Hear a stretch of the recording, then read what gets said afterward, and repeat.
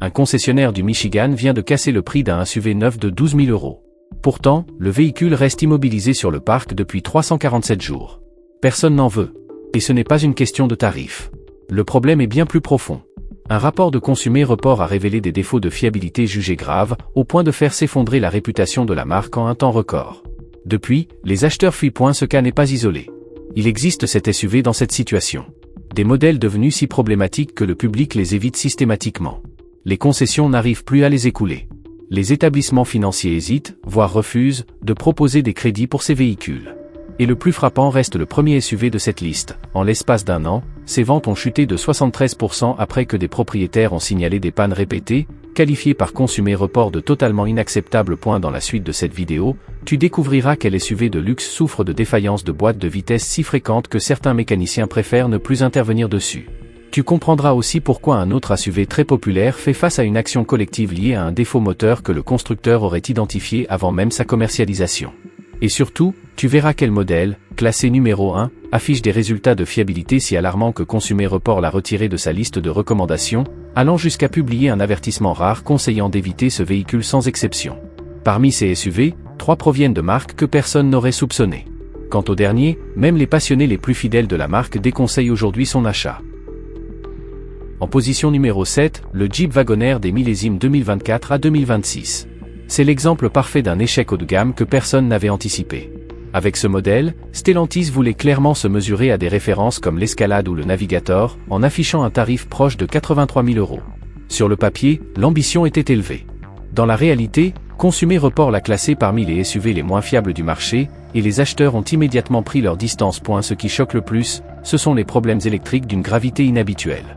Le système multimédia peut se figer sans raison apparente. Les écrans du combiné numérique s'éteignent en pleine conduite. Certains dispositifs d'assistance et de sécurité se désactivent sans avertissement. Consumer Report a recensé plusieurs de ces défaillances sur des véhicules d'essai affichant moins de 16 000 km, un seuil jugé totalement inacceptable pour un SUV de ce positionnement. Au Texas, un concessionnaire conserve encore 8 Wagoneer invendus depuis plus de 6 mois, malgré une remise d'environ 14 000 €. Et pourtant, aucun acheteur ne se manifeste. Selon lui, dès la publication des données de fiabilité, tout intérêt s'est évaporé. À ce niveau de prix, les clients comparent chaque détail avec une extrême attention. Et pour le Wagoneer, l'image est désormais ternie. Ce que peu de gens imaginaient, c'est à quel point la qualité de fabrication ne suit pas le tarif demandé. Consumer Report a signalé des panneaux intérieurs qui vibrent, des éléments de finition qui se détachent, ainsi que des défauts d'assemblage jugés inadmissibles pour un véhicule de cette catégorie. L'un des testeurs a même résumé l'expérience ainsi. La sensation d'un SUV à 37 000 €, affiché au prix d'un modèle à plus de 80 000 et la situation se complique encore davantage sous le capot. Le 6 cylindres en ligne biturbo du Wagoneer montre des signes de défaillance précoce. Consumer Report a relevé une consommation d'huile anormale et des problèmes liés au turbocompresseur. Ces réparations coûteuses apparaissent alors que les véhicules sont encore sous garantie, ce qui laisse supposer des défauts structurels plutôt que des cas isolés. Les chiffres de vente confirment ce désintérêt massif. En 2023, le Wagoneer s'est écoulé à environ 18 400 unités, quand l'Escalade dépassait les 41 000, et que le Navigator atteignait encore près de 13 000 ventes. La réputation en matière de fiabilité a clairement scellé son sort, et cette réalité remet en question l'ensemble des ambitions de Stellantis dans le segment du luxe. En position numéro 6, le Volkswagen Atlas des millésimes 2023 à 2026. C'est le symbole même d'une déception venue d'Allemagne. Sur le papier, ce grand SUV à 3 rangées avait tout pour rivaliser avec les références du segment. Dans les faits, Consumer Report le classe en dessous de la moyenne en matière de fiabilité, et les acheteurs se tournent massivement vers le Honda Pilot ou le Toyota Highlander. Ce qui retient surtout l'attention, ce sont les problèmes de transmission devenus trop fréquents pour être ignorés. Consumer Report a relevé des à-coups, des passages de rapports brutaux et même des défaillances prématurées. La boîte automatique à 8 rapports concentre l'essentiel des critiques. Les pannes apparaissent souvent entre 48 000 et 96 000 km, et Volkswagen refuse un nombre important de prises en charge sous garantie. Dans l'Ohio, une famille a acheté un Atlas 2023 affichant environ 69 000 km. La transmission a lâché complètement. Malgré un historique d'entretien irréprochable réalisé en concession, Volkswagen a rejeté la demande de garantie, évoquant une mauvaise utilisation. La famille a désormais engagé une procédure judiciaire contre le constructeur. Autre élément inattendu, la vitesse à laquelle la valeur de l'Atlas s'effondre. Un modèle âgé de 2 ans, avec environ 64 000 km, a déjà perdu près de 48% de sa valeur, un chiffre nettement supérieur à la moyenne du segment. Les acheteurs sont informés des risques et refusent de jouer à la loterie mécanique. Mais la situation devient encore plus préoccupante lorsque l'on regarde au-delà de la transmission. Consumer Report mentionne aussi des soucis électriques récurrents. Le système multimédia se bloque. Les caméras de recul cessent de fonctionner. Les capteurs déclenchent de fausses alertes. Lorsque plusieurs systèmes présentent des défaillances simultanées, cela pointe vers des failles sérieuses dans le contrôle qualité en usine. Les chiffres de vente traduisent clairement ce désamour. Les immatriculations de l'Atlas ont chuté d'environ 23% sur un an. Dans le même temps, le Pilot progresse d'environ 15% et le Highlander d'environ 8%. Les acheteurs ne se contentent plus d'hésiter, ils évitent activement l'Atlas. Et cette tendance remet profondément en question la stratégie de Volkswagen sur l'ensemble de sa gamme de SUV. En position numéro 5, le Nissan Pathfinder des millésimes 2022 à 2026. Voici l'exemple d'une refonte complète qui a tourné au fiasco. Nissan a tout repensé à partir de 2022, design, technologie, motorisation, mais malgré ce renouveau total, Consumer Report classe le Pathfinder parmi les SUV à 3 rangées les moins fiables du marché. Et les problèmes relevés ne sont pas mineurs. Le point central des critiques concerne la boîte automatique à 9 rapports. Cette transmission montre des signes de défaillance bien trop tôt. Consumer Report a observé des passages de rapports violents, des vibrations anormales et dans certains cas, des pannes complètes. Il s'agit de la même boîte qui pose déjà problème sur plusieurs modèles de la marque, ce qui indique un défaut généralisé que Nissan n'a toujours pas corrigé. En Floride, un mécanicien affirme avoir remplacé cette boîte de vitesse de Pathfinder en moins d'un an, toutes sur des véhicules affichant moins de 112 000 km. Selon lui, le contrôle qualité de Nissan s'est fortement dégradé, au point qu'il déconseille désormais la marque à ses clients. Ce que beaucoup n'avaient pas anticipé, c'est que les soucis ne s'arrêtent pas à la transmission. Le moteur V6 de 3,5 litres présente lui aussi des faiblesses. Consumer Report a signalé des problèmes liés à la chaîne de distribution, avec une usure prématurée pouvant entraîner des dommages internes importants. Ce type d'intervention est particulièrement coûteux et n'a rien de normal sur des véhicules aussi récents. Et la situation devient encore plus préoccupante lorsqu'on observe la valeur de revente. Un Pathfinder âgé de 3 ans, affichant environ 80 000 km, ne se revend qu'à hauteur d'environ 42% de son prix neuf. Une dépréciation aussi brutale est qualifiée de catastrophique par les professionnels. Les établissements bancaires commencent même à limiter les montants de financement, conscients que la valeur du véhicule chute trop rapidement. Les ventes du Pathfinder ont reculé d'environ 31% l'an dernier. Nissan tente de réagir en proposant des remises pouvant atteindre 6 500 €, mais malgré ces offres agressives, les stocks restent difficiles à écouler. Les acheteurs n'ont pas oublié les problèmes historiques de transmission chez Nissan et refusent de prendre le risque d'un nouveau modèle perçu comme fragile, un élément qui pèse lourdement sur l'image globale de la marque. En position numéro 4, le Jeep Grand Cherokee L des millésimes 2021 à 2026. Voici le grand fiasco du segment à 3 rangées chez Jeep. Avec ce modèle, la marque voulait s'imposer sur un nouveau terrain. Pourtant, Consumer Report le classe parmi les SUV les plus problématiques actuellement disponibles à l'achat. Ce qui surprend le plus les propriétaires, ce sont les défaillances électriques d'une ampleur inquiétante. Consumer Report a relevé des arrêts complets de système. L'écran multimédia se bloque sans prévenir. Le tableau de bord numérique s'éteint en pleine conduite. Les aides à la sécurité se désactivent de façon aléatoire. Il ne s'agit pas de simples bugs électroniques, mais de pannes graves qui posent un réel problème de sécurité. En Pennsylvanie, une famille ayant acheté un Grand Cherokee L 2022 a subi 4 pannes électriques distinctes en moins de 6 mois, chacune nécessitant un retour en concession. Stellantis n'a jamais réussi à résoudre définitivement les problèmes.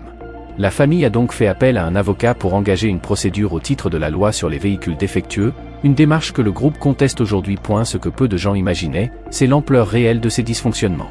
Les forums de propriétaires débordent de témoignages. Des groupes Facebook dédiés aux problèmes du Grand Cherokee L comptent désormais des milliers de membres. Consumer Report estime que les incidents sont si fréquents qu'il est impossible de recommander ce modèle en toute confiance. Et la situation se détériore encore lorsqu'on examine la mécanique. Le moteur V6 de 3,6 litres montre des signes de fatigue prématurée. Consumer Report a identifié une consommation d'huile excessive et des soucis de chaîne de distribution, des réparations lourdes qui surviennent alors que les véhicules sont encore couverts par la garantie constructeur. Les performances commerciales reflètent directement cette mauvaise réputation. Stellantis tablait sur environ 80 000 ventes annuelles, mais les chiffres réels restent en dessous des 40 000 unités. La fiabilité perçue freine clairement la demande. En Géorgie, un concessionnaire conserve encore 6 Grands Cherokee L invendus depuis plus de 240 jours, malgré des remises avoisinant les 9 000 €. Selon lui, les clients consultent les avis et rapports de fiabilité sur leur téléphone directement dans le showroom, puis quittent la concession sans même demander un essai. Cette réaction en chaîne remet profondément en cause toute la stratégie de Jeep sur le marché des SUV à 3 rangées. En position numéro 3, le Chevrolet Traverse des millésimes 2024 à 2026. C'est l'exemple parfait d'une refonte qui a viré au désastre. Entièrement repensé pour 2024, ce SUV familial devait marquer un nouveau départ. Pourtant, Consumer Report le classe déjà parmi les véhicules neufs les moins fiables du marché, avec des problèmes qui apparaissent presque immédiatement après la livraison. Ce qui sidère les acheteurs, ce sont les défaillances de transmission sur des véhicules quasiment neufs. Consumer Report a relevé des vibrations anormales, des pertes d'adhérence interne et même des pannes totales sur des traverses affichant moins de 16 000 km. La réaction de General Motors n'a pas rassuré. Les boîtes de vitesse sont remplacées sous garantie, mais les pièces neuves présentent souvent les mêmes symptômes. Dans l'Illinois, un concessionnaire a vu 3 traverses récents arriver sur dépanneuses en l'espace d'un seul mois, tous victimes de panne de transmission avant 24 000 km. L'un d'eux totalisait à peine 7 500 km. Les remplacements successifs n'ont rien réglé, ce qui laisse clairement penser à un défaut de conception. Comme si cela ne suffisait pas, des problèmes moteurs sont également apparus. Le 4 cylindres turbo de 2,5 litres connaît des défaillances de turbocompresseur ainsi qu'une consommation d'huile excessive. Consumer Report a observé ces anomalies sur plusieurs véhicules d'essai différents, ce qui écarte l'hypothèse de simples cas isolés et renforce l'idée d'un problème structurel. Cette accumulation de défauts commence à avoir un impact direct sur les ventes, malgré le fait que le modèle soit entièrement nouveau. Les immatriculations du Traverse ont reculé d'environ 18%, alors qu'un restylage complet entraîne habituellement une hausse de la demande. Et la situation est devenue si préoccupante que Consumer Report a publié un avis inhabituel, conseillant explicitement aux acheteurs d'éviter le nouveau Traverse tant que General Motors n'aura pas corrigé ses failles majeures. Un coup dur pour un modèle dans lequel le groupe a investi des milliards d'euros en développement. Dans l'Ohio, une famille a vu le moteur de son Traverse céder après seulement 14 000 km. Bien que le remplacement ait été effectué sous garantie, la confiance a disparu. Ils cherchent désormais à se libérer de leur contrat de location. Ce climat de défiance remet profondément en question la stratégie de General Motors dans le segment des SUV familiaux. En position numéro 2, l'Infiniti QX60 des millésimes 2022 à 2026. Voici l'échec haut de gamme que personne n'avait envie de voir arriver. Refondu en profondeur à partir de 2022, ce grand SUV de luxe à 3 rangées mise sur un design élégant, un habitacle valorisant et un positionnement tarifaire censé rivaliser avec Acura et Lexus. Pourtant, Consumer Report le classe parmi les SUV de luxe les moins fiables du marché, et dans les concessions, les clients repartent presque systématiquement avec un Acura MDX ou un Lexus RX. Ce qui prend les acheteurs premium par surprise, c'est la mécanique cachée sous l'apparence luxueuse. Le QX60 utilise la transmission automatique à 9 rapports de Nissan, la même qui pose déjà problème sur le Pathfinder. Exactement la même boîte, avec les mêmes plaintes répétées sur l'ensemble des gammes Nissan et Infiniti. Dans un SUV affiché entre 55 000 et 65 000 euros, ce type de défaillance est tout simplement inacceptable. Consumer Report a relevé des passages de rapports brutaux, des vibrations à l'accélération, des hésitations dangereuses lors des insertions sur voie rapide, ainsi qu'une usure prématurée entraînant des réparations coûteuses. En Californie, un médecin a acheté un QX60 2023 pour environ 58 000 euros. À 45 000 km, la transmission a commencé à vibrer de façon très perceptible. Le service Infiniti lui a expliqué qu'il s'agissait d'un fonctionnement normal. À 55 000 km, la boîte a cédé brutalement sur autoroute, avec la perte totale des rapports avant. La situation a été jugée dangereuse et le véhicule a dû être remorqué. Infiniti a remplacé la transmission sous garantie. 3 mois plus tard, la boîte de remplacement présentait déjà les mêmes symptômes. Le propriétaire parle aujourd'hui d'un sentiment de tromperie. Ce que peu de gens avaient anticipé, c'est l'impact psychologique de ces pannes dans un véhicule censé incarner le luxe. Les clients qui déboursent 55 000, 60 000 ou 65 000 euros attendent bien plus qu'un bel intérieur. Ils attendent du raffinement, de la sérénité et une qualité mécanique irréprochable. Lorsque le SUV Premium souffre exactement des mêmes problèmes qu'un Nissan Pathfinder grand public, l'impression est claire, ils ont payé plus cher pour du cuir et un logo, pas pour une meilleure ingénierie. Et la situation se détériore encore lorsqu'on regarde la valeur de revente. Un QX60 âgé de 2 ans, affichant environ 48 000 km, se revend à peine à 51% de son prix d'origine, soit une perte de 49% en seulement 2 ans. À titre de comparaison, un Acura MDX conserve environ 62% de sa valeur dans les mêmes conditions, tandis qu'un Lexus RX dépasse les 68%. Pour les acheteurs de véhicules haut de gamme, la décote est un critère essentiel, et le QX60 est clairement pénalisé. Les chiffres de vente illustrent ce rejet. Infiniti a écoulé environ 21 400 QX60 l'an dernier, pendant que l'Acura MDX dépassait les 56 000 unités. En Floride, une cliente intéressée par un SUV de luxe a essayé successivement le QX60, le MDX et le RX. Elle a reconnu que l'Infiniti était agréable à conduire et bien équipé. Mais après avoir consulté les rapports de fiabilité de Consumer Report, elle l'a éliminé immédiatement et a choisi un RX 350, acceptant de payer environ 6 000 euros de plus. Selon elle, la réputation de fiabilité de Toyota justifiait largement cet écart. Ce qui rend la situation particulièrement préoccupante, c'est qu'Infiniti traverse déjà une période difficile en tant que marque. Des modèles comme le QX60 sont essentiels à sa survie. Or, le partage de composants problématiques avec Nissan détruit toute perception de montée en gamme. Les acheteurs ne sont pas dupes, ils le voient clairement et se tournent vers des concurrents à la réputation plus solide. Et cela remet en cause l'avenir même d'Infiniti sur le marché du luxe. Mais le SUV classé numéro 1 va encore plus loin. Il ne s'agit pas seulement d'un modèle peu fiable.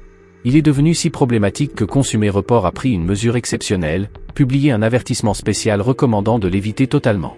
En l'espace d'un an, ses ventes ont chuté de 73%, la plus forte baisse annuelle jamais observée dans l'histoire automobile moderne.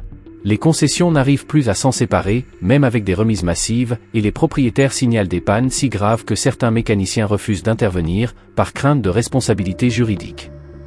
Le SUV classé numéro 1 prouve qu'une réputation de fiabilité, même considérée comme légendaire, peut s'effondrer en un instant. Et lorsque tu découvriras de quel modèle il s'agit, tu comprendras pourquoi des clients fidèles depuis des décennies tournent aujourd'hui le dos à la marque. En tête de ce classement, les Toyota Tundra et Toyota Sequoia des millésimes 2022 à 2026. Le pire SUV que plus personne ne veut acheter repose sur une base devenue tristement célèbre, la plateforme du Toyota Tundra, dont dérive directement le Toyota Sequoia. Par effet domino, ces deux véhicules ont pulvérisé en quelques mois l'image de fiabilité qui faisait la force de Toyota depuis des générations. Consumer Report les classe désormais parmi les modèles les plus problématiques jamais produits par le constructeur japonais. Les chiffres sont accablants pour une marque qui a bâti toute son identité sur la robustesse et la tranquillité d'esprit. Ce qui choque le plus le monde automobile, ce sont les défaillances mécaniques observées sous le capot. Le moteur V6 biturbo de 3,5 litres, commun aux deux modèles, connaît des pannes d'une gravité extrême. Consumer Report a documenté des casses de turbocompresseurs à faible kilométrage, une consommation d'huile excessive et des moteurs brûlant près d'1 litre tous les 1600 km. Pour des véhicules Toyota, ce scénario était tout simplement impensable. À Texas, une entreprise de construction a acheté 5 Toyota Tundra 2023 pour sa flotte professionnelle. En moins de 18 mois, 3 de ces pick-up ont subi une casse moteur complète, tous avant d'atteindre environ 80 000 km, et tous entretenus de manière rigoureuse exclusivement dans le réseau Toyota. Malgré un historique d'entretien irréprochable, le constructeur a refusé la prise en charge sous garantie, invoquant un prétendu défaut de maintenance. L'entreprise dispose pourtant de chaque facture émise par des concessions Toyota. Elle poursuit désormais la marque pour environ 43 000 € de réparation, auxquels s'ajoutent les pertes liées à l'immobilisation des véhicules. Ce que personne n'avait anticipé, c'est la manière dont Toyota gère cette crise. La marque, autrefois réputée pour soutenir ses clients et assumer ses responsabilités, adopte désormais une posture beaucoup plus agressive. Les demandes de garantie sont systématiquement contestées. Des enquêteurs sont mandatés pour trouver le moindre motif de refus. De leur côté, les propriétaires engagent des avocats et des actions collectives émergent dans plusieurs régions. Ce n'est plus le Toyota que les consommateurs connaissaient et respectaient. L'image d'une entreprise plaçant la satisfaction client au premier plan laisse place à celle d'un groupe cherchant avant tout à protéger ses marges. Et la situation s'aggrave encore lorsque l'on observe les essais longue durée de Consumer Report. Plusieurs Tundra et Sequoia intégrés à leur flotte ont présenté des problèmes sérieux et persistants. Bruit de cognement moteur s'intensifiant avec le temps, panne de turbocompresseurs nécessitant des remplacements complets, à-coups de transmission répétés. Face à cette accumulation, Consumer Report a retiré les deux modèles de sa liste de véhicules recommandés, une décision extrêmement rare pour Toyota. Un avertissement spécial a même été publié, conseillant aux consommateurs d'éviter ces véhicules tant que les défauts ne seront pas corrigés de manière globale. L'impact commercial est sans précédent. Les ventes du Tundra se sont effondrées d'environ 73% sur un an. Ce chiffre n'est pas une erreur. 73%. Le Sequoia n'est pas épargné, avec une chute d'environ 61%. Pour Toyota, ces modèles incarnent désormais l'exemple même de la rapidité avec laquelle une réputation, même la plus solide, peut être mise à terre. Il s'agit des chutes de ventes annuelles les plus brutales jamais enregistrées dans l'histoire automobile moderne pour des modèles pourtant bien établis. Les acheteurs sont parfaitement informés des problèmes. La réputation de Toyota dans le segment des pick-up s'est littéralement effondrée. Les concessions sont en difficulté, avec des parcs saturés de véhicules invendus. En Californie, un distributeur conserve encore 23 Tundra immobilisés depuis plus de 180 jours, certains dépassant même les 250 jours. Il propose des remises comprises entre 11 000 et 14 000 €, un financement à 0%, ainsi que des forfaits d'entretien offerts. Malgré cela, aucun acheteur ne se manifeste. Selon lui, dès que Consumer Report a publié ses données de fiabilité et que l'information s'est propagée sur les réseaux sociaux, l'intérêt a disparu instantanément. La confiance envers les pick-up Toyota s'est évaporée. La valeur de la marque, construite pendant des décennies, est gravement atteinte. Ce qui rend la situation encore plus dramatique, c'est le choix technique à l'origine de cette crise. Toyota a abandonné son V8 atmosphérique de 5,7 litres, reconnu pour sa robustesse, au profit d'un V6 biturbo bien plus complexe, uniquement pour répondre aux exigences de consommation imposées par les normes environnementales américaines. La fiabilité qui avait bâti la réputation de la marque a été sacrifiée au nom de la conformité réglementaire. Ce moteur est exploité à la limite de ses capacités. Il fonctionne à des températures excessives. Les turbocompresseurs sont soumis à des contraintes thermiques extrêmes et tombent en panne prématurément. Le système de refroidissement se révèle insuffisant lors d'une utilisation prolongée sous charge. Toyota a conçu un moteur incapable de supporter un usage réel de pick-up et l'a commercialisé malgré la connaissance de ses faiblesses. De plus en plus de professionnels refusent désormais d'intervenir sur ces moteurs. En Arizona, un mécanicien affirme avoir décliné 8 réparations de moteurs de Tundra en seulement 3 mois. Selon lui, le risque juridique est trop élevé. S'il reconstruit un moteur et que celui-ci casse à nouveau, ce qui est probable compte tenu du défaut de conception, il pourrait être tenu responsable du coût des réparations. Il conseille systématiquement à ses clients de s'adresser directement à Toyota et d'exiger que le constructeur assume son propre défaut. Plusieurs mécaniciens à travers le pays rapportent adopter exactement la même position. Parallèlement, les autorités fédérales américaines, via l'agence chargée de la sécurité routière, examinent désormais le Toyota Tundra pour d'éventuels défauts de sécurité. Le nombre de plaintes déposées par les propriétaires est suffisant pour déclencher une enquête officielle. Si un rappel à grande échelle est ordonné, la facture pourrait atteindre des milliards d'euros pour Toyota. C'est précisément pour cette raison que le constructeur conteste agressivement les demandes de garantie individuelle, plutôt que de reconnaître un problème systémique et de lancer une campagne de rappel global. L'aspect le plus choquant et sans précédent reste toutefois le comportement des moteurs de remplacement. Ceux-ci tombent en panne au même rythme que les moteurs d'origine. Des propriétaires signalent un deuxième, voire un troisième remplacement. L'un d'eux en est déjà à son 4e moteur sur un Tundra 2022 affichant environ 125 000 km. Le problème est profondément ancré dans la conception même du moteur. L'architecture du V6 biturbo, telle qu'elle a été mise en œuvre par Toyota, présente un défaut structurel. Remplacer un moteur défaillant par un autre identique ne règle absolument rien. Pourtant, cette pratique se poursuit, car une solution définitive impliquerait une refonte complète du moteur. Si ces véhicules occupent la première place de ce classement, c'est parce qu'ils incarnent un phénomène inédit dans l'histoire automobile. Toyota, une marque mondialement associée à la fiabilité depuis près de 40 ans, a produit des modèles à ce point problématiques que Consumer Report a publié des avertissements spéciaux déconseillant leur achat. Une telle situation ne s'était jamais produite auparavant pour Toyota. En l'espace de 2 années modèles, des décennies de crédibilité ont été mises à mal, et les conséquences financières se feront sentir pendant de longues années, le temps de tenter de reconstruire la confiance. L'impact sur le marché de l'occasion est tout aussi sévère et continue de s'aggraver. Un Tundra âgé de 2 ans, avec environ 64 000 km, ne se revend qu'à environ 58% de son prix neuf. C'est pire que n'importe quel pick-up concurrent. À titre de comparaison, un Ford F-150 équivalent conserve environ 67% de sa valeur dans les mêmes conditions.